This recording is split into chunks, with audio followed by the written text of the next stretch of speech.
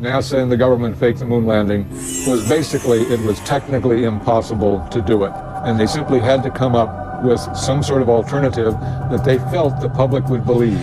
I believe, had they wanted to, that NASA could indeed have pulled off the greatest hoax of all time, never sent anyone to the moon, and recreated it in a television studio. Can you realize that you and I, that all of us, have actually begun the exploration of another world? The United States Geological Survey decided to build a model of one part of the lunar surface in an area accessible to present research centers. 4, 3, 2, 1, fire!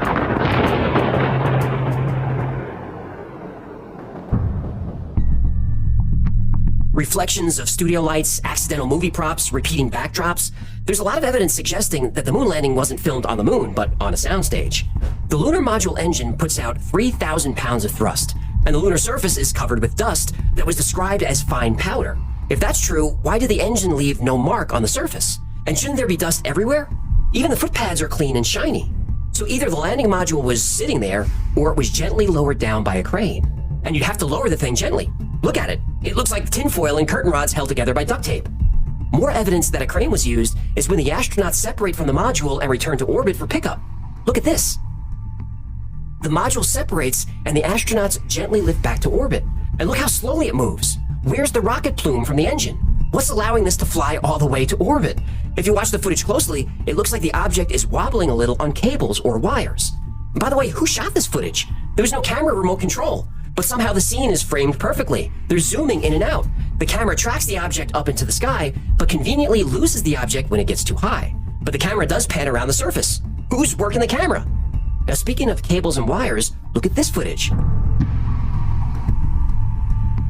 Does this look natural? Or does it look like he's being lifted by wires? Houston, Apollo 11, 9 degrees. Apollo 11, this is Houston. Go ahead. Lab looks to be in pretty fine shape. About all we can see from here. Okay, and reference to your question on this step 13 on the decal, I understand that you had used up the contents of the repress O2 package, and at that time, instead of being... Then there's this footage of Neil and Buzz putting up the American flag. But if they were both on the moon's surface, who's shooting the footage? And how is the flag waving if there's no atmosphere on the moon? Now, sure, we've been told that there was an aluminum tube holding up the flag, but it seems to be moving around a lot. Now, here's a picture of what an Apollo astronaut spacesuit looked like. But look at the soles of the shoes. They don't look anything like the footprints the astronauts supposedly made in the lunar dust. And what about the heat? The surface temperature on the moon during the day is over 250 degrees Fahrenheit. That's as hot as an oven. The film inside their cameras should have melted. But there are thousands of pictures that all came out perfectly fine. Well, fine, except for the whole wrong shadows, no stars, movie props, visible lights, and stuff being hoisted by cranes. Right, except for that. And there are plenty of photos that are flat out doctored. If you remember our episode on NASA's Mars cover-up, we proved that the photos of Mars were altered before being released to the public. This is a technique perfected during Apollo.